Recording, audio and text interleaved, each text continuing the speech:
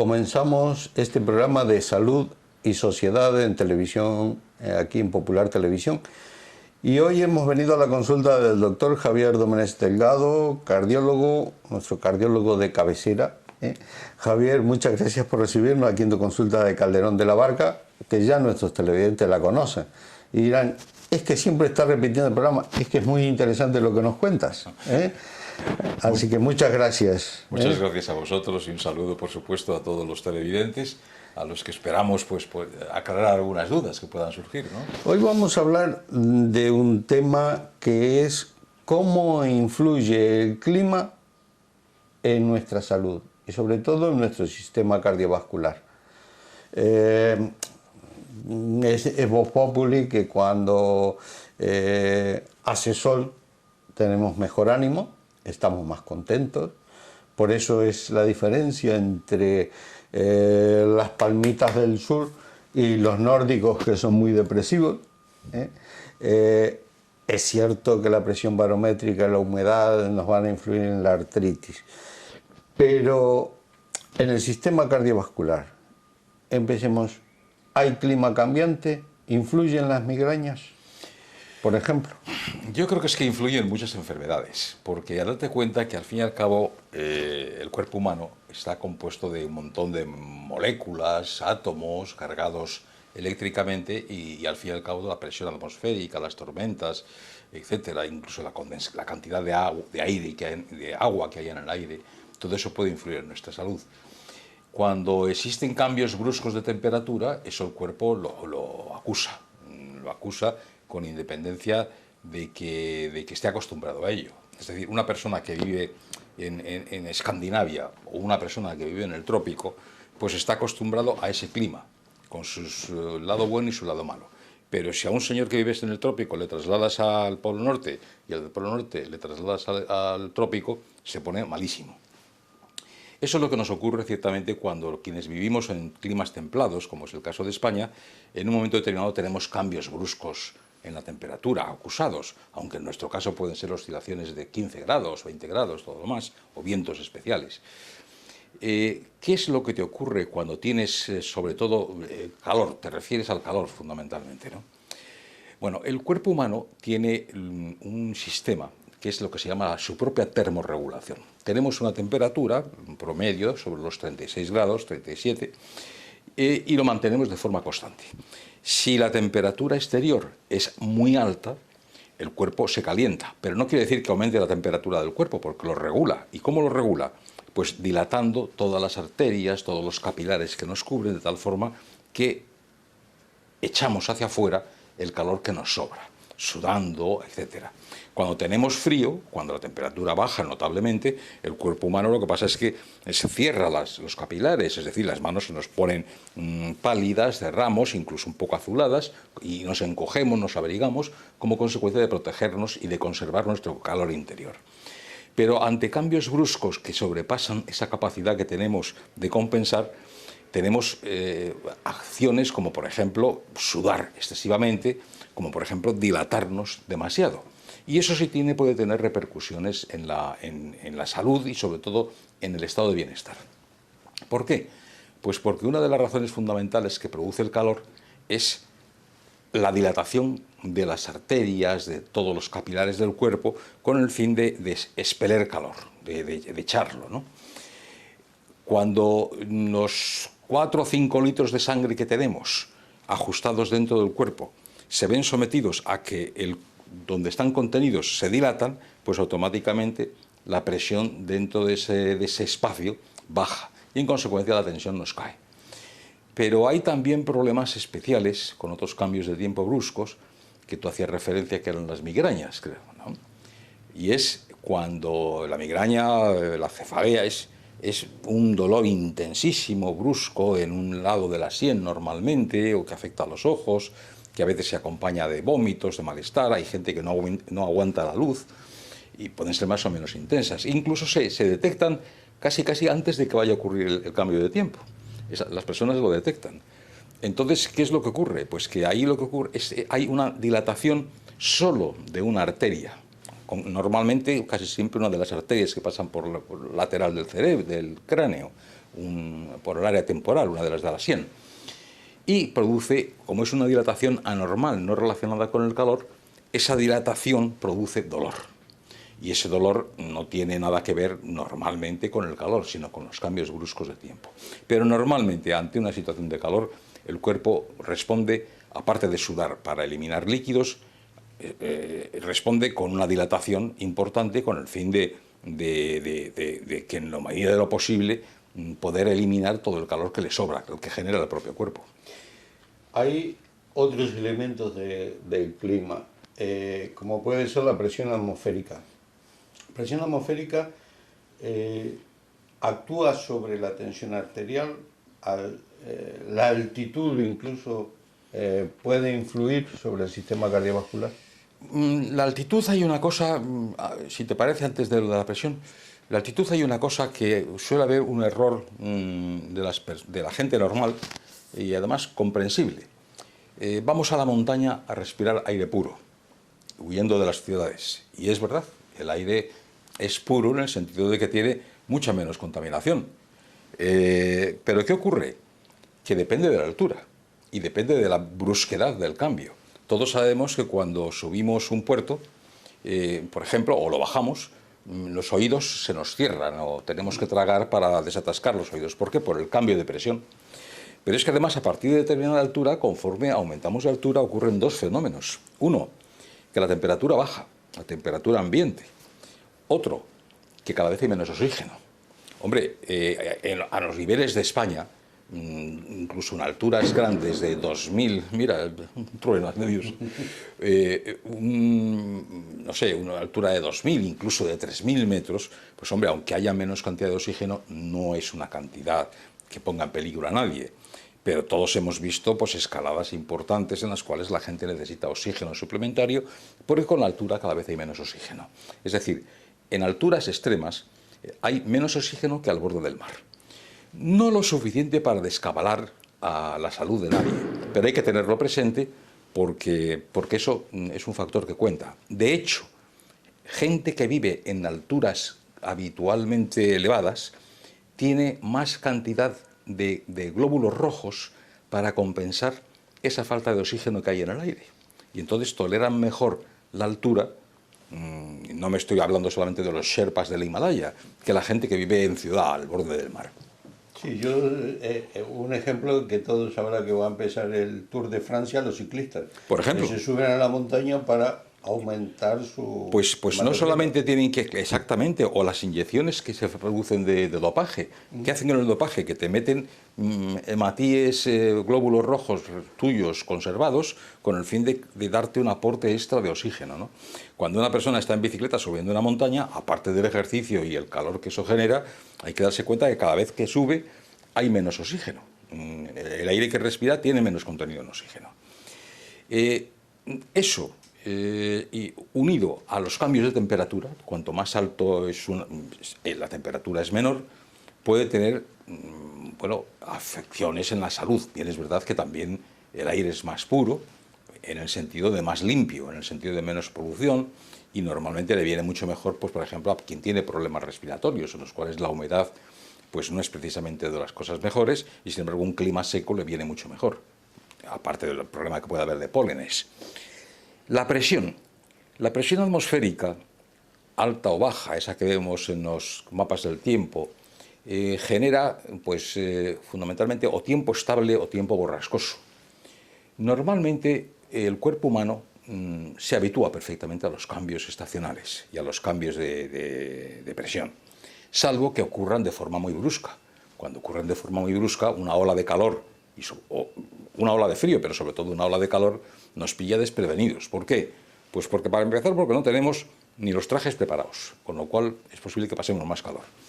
Y en segundo lugar, porque evidentemente el cuerpo está hecho a una media a la que está acostumbrado a lo largo de los días. Si bruscamente ese cuerpo se ve sometido a 10 grados más por encima de ambientales, eso automáticamente en el cuerpo significa una dilatación importante. Y esa dilatación sí puede tener repercusión en la salud del enfermo, en la tensión arterial, etc. O sea que la tensión arterial puede variar si cambia el clima. Es que la tensión no es una huella dactilar.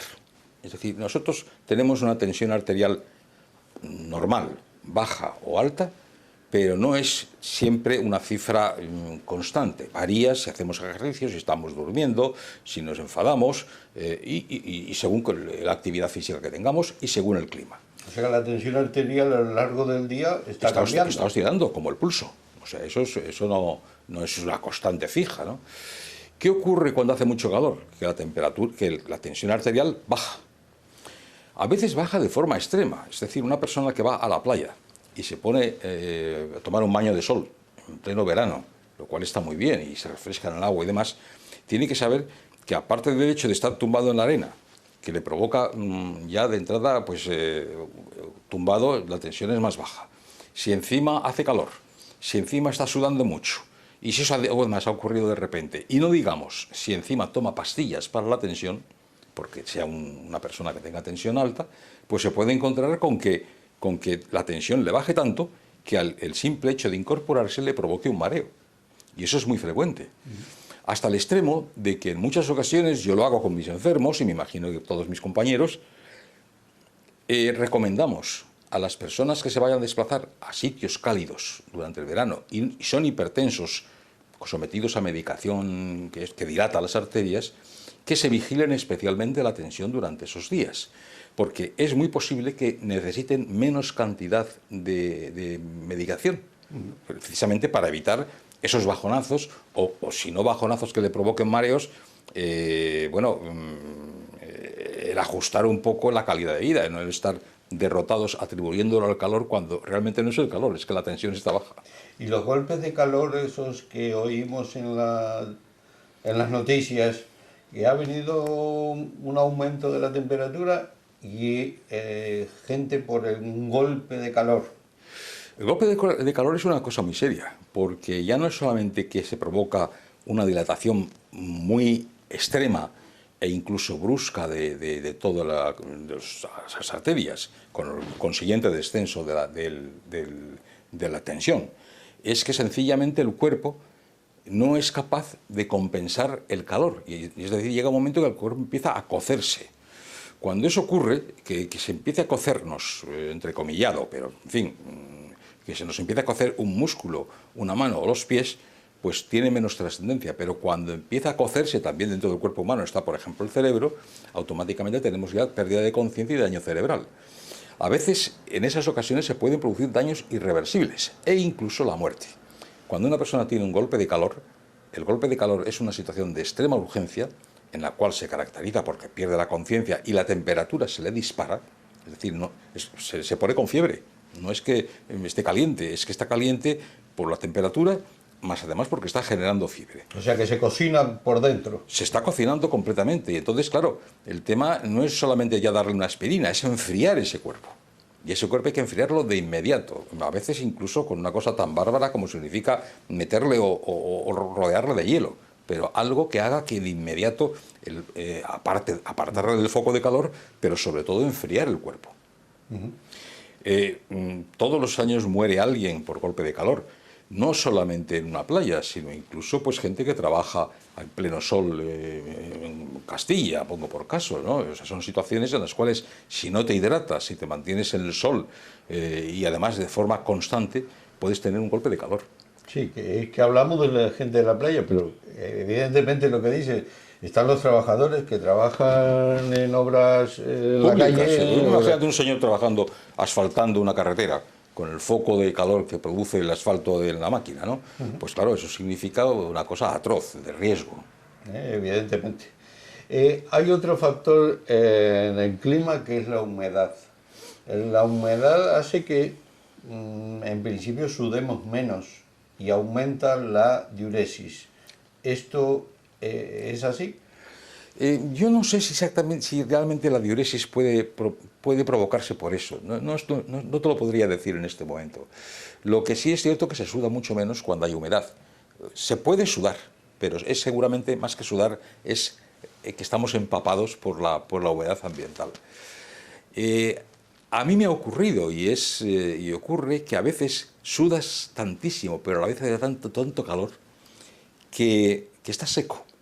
Es decir, te puedes encontrar en una situación tan extrema de calor que empiezas a sudar, inicialmente se te moja la camisa, etcétera, pero llega un momento que dices, con el calor que hace y estoy completamente seco, y es que el calor te seca la sudoración, con lo cual el peligro es mayor, porque te encuentras en una situación de pérdida de líquidos de la cual tú no eres consciente. No te encuentras chorreando sudor, no te encuentras empapando la ropa, sino que estás seco y sin embargo poco a poco estás perdiendo líquidos por exceso de calor. Si a eso le añades una situación húmeda, como te puede ocurrir, por ejemplo, pues no sé, en situaciones, sobre todo, fundamentalmente, en viajes de gente que va a zonas tropicales, bien sea México, al sudeste asiático, etcétera, pues te puedes encontrar con situaciones en las cuales se puede producir un colapso, un síncope. Y simplemente por el calor y la humedad. Claro, naturalmente. Bueno, y luego hay que tener siempre en cuenta que hay medicamentos que tienen una posibilidad de que eso te lo hagan, te lo agraven, ¿eh? Sobre todo aquellos medicamentos que de alguna forma juegan con la regulación de la contracción de las arterias y de las venas. Y me estoy refiriendo sobre todo a los medicamentos para la tensión arterial, para luchar contra la tensión arterial alta. Esto no quiere decir que nuestros pacientes que tengan la tensión arterial alta y estén medicados tengan que dejar la medicación en verano. No, eso es un riesgo. Normalmente la persona que, como el diabético, que deja la medicación, la tensión arterial no tiene cura, como no la tiene la diabetes y muchas enfermedades, tienen control. Si una persona es diabética y deja de tomar la pastilla porque parece que tiene bien el azúcar, pues al cabo de unos días el azúcar le sube. Y si una persona que es hipertenso, como tiene la tensión bien, deja de tomar la pastilla, pues en 24 horas o 48 como mucho, la tensión sube. Con el riesgo de que normalmente la tensión en esas circunstancias sube como un latigazo. Es decir, se puede encontrar uno con que de tener la tensión bien tiene una crisis de tensión muy alta. Eso si deja la medicación. Si deja la medicación, si la suspende bruscamente. O sea, una cosa es tener cuidado con la tensión, regularla, reducir la dosis según la temperatura y según el consejo del médico, y otra cosa es que como me voy a Benidorm, así por las buenas, pues como hace mucho calor no voy a tomar la pastilla. Es una locura. Hay otros elementos del clima y que sobre todo aquí en Cantabria lo conocemos bastante bien, que es la influencia de la lluvia y el viento, sobre todo el viento sur. El viento sur, yo me acuerdo siempre de un trabajo que hizo el jefe de psiquiatría de aquí de Valdecilla, sobre la influencia del viento sur, y porque el viento sur provoca insomnio, provoca angustia, provoca palpitaciones también. O sea que evidentemente... Es que es verdad. Vamos a ver, el viento, hay vientos, el sur en Cantabria, pero en muchos otros sitios hay otros tipos de vientos que entran dentro de, voy a emplear una palabreja médica, que son las meteoropatías. Meteoros son efectos meteorológicos y cuando producen enfermedades se llaman meteoropatías. En Cantabria, concretamente, pero no es el único sitio porque ocurre en otras zonas, sí, ocurre en Cádiz, en el Levante, ocurre en Italia por otros vientos que hay, ocurre en Francia también, en los cuales vientos desusados o frecuentes pero que van contra el clima habitual y sobre todo de aparición brusca, producen cambios importantes no solo en el comportamiento, sino en las enfermedades. En Cantabria, en concreto, el viento sur, como tú dices muy bien y señalas la referencia, creo que es del doctor Manrique, provoca alteraciones de la conducta, es decir, el depresivo se hace más depresivo, se produce insomnio, produce irritabilidad, produce malestar, produce dolores de cabeza muy frecuentemente, palpitaciones, y produce además, por ejemplo, un aumento de la incidencia de los partos. O produce aumento de la incidencia de las hemorragias digestivas. Me dirás, ¿pero cómo? Mira, yo ya a estas alturas de mi profesión tengo muchos años de experiencia y muchos años de guardia hospitalaria como te ha ocurrido a ti. Y yo no me lo creía, que el estar de guardia un día de viento sur, pues era que más allá que fuera el viento sur del norte o del oeste, ¿no? Pero el viento sur en Cantabria, como el Levante en Cádiz, como en otros muchos sitios, para los cuerpos de guardia de los hospitales son una maldición, porque es que hay una cantidad de urgencias provocadas por situaciones que dices, pero bueno, ¿qué ha pasado de ayer a hoy para que de repente aquí aparezca más gente con fatiga, más gente con accidentes de tráfico, más partos, más sangrantes? Y es precisamente meteoropatías. No está muy conocido el fenómeno de las meteoropatías. Es decir, la gente popular, la gente del pueblo, lo sabe, que los cambios de tiempo influyen. Pero los médicos es un capítulo que no suele venir en los libros. Es decir, se deja un poco a que la experiencia te lleva a cabo y acabas conociéndolo. Pero no es un hecho realmente descrito como tal, lo que es difícil de encontrar. Es que ya hay un cierto gente que está estudiando lo que es la climatología, pero desde el punto de vista de la salud, que es un poco lo que estamos tratando de meternos nosotros un poco, ¿no? Evidentemente, si esto se ve, porque esto lo has visto tú, lo he visto yo, lo ha visto todo el mundo, es decir, el viento sur, a los locos nos altera, la tensión se me altera, no tengo, el ánimo se altera. Es decir, algo tiene que haber. No sabemos qué, pero algo tiene que haber. Tengo entendido, no me hagas caso y que me perdonen si no es cierto, pero algo he oído que incluso en algunos países o en algunas zonas el viento sur se considera en los procesos de tipo, pues no sé, accidentes de tráfico o incluso de crímenes y demás, no sé si como especie de atenuante. En algunas ocasiones se ha considerado, es decir, como algo ajeno al individuo que no ha sido responsable de sus actos. Posiblemente estamos hablando del campo de la psiquiatría, no más que de una persona que sangre o que provoque un accidente. Pero tengo entendido que incluso se considera en algunos sitios, pues igual que el beber o igual que, no sé, algunas cosas, en el caso del viento sur se considera también la incidencia de viento sur como factor que altera la conducta normal de las personas. Estamos hablando del viento sur en el hemisferio norte. En el hemisferio sur es el viento del norte. Claro, ¿Eh? claro, seguro que sí. Yo que he vivido en América del Sur, Claro. ¿eh? Seguramente es el viento que te viene de la Patagonia Es y de... el viento del norte, el Claro, que viene de la parte del Ecuador. claro, claro, efectivamente. Es decir, del Ecuador, de Brasil. Por Pero ejemplo, en el caso de Uruguay y Argentina, todo el aire del norte. no solo, fíjate, en Venecia hay un viento que viene de los Alpes directamente, que le llaman el Foreland, y que cuando cae produce alteraciones muy similares, por lo que la gente me ha contado y por lo que yo he leído, muy parecidas a las del sur en Santander. Y es un viento del norte. El levante en Cádiz es un viento de levante, no es un viento sur ni norte. Y también aparece eso. Es decir, son vientos que tienen un componente especial, yo no sé si en la presión atmosférica, en la carga eléctrica de las partículas que lleven, algo que provoca situaciones de cambio normal del comportamiento de la fisiología del cuerpo humano. No en todas las personas, pero en una gran parte sí.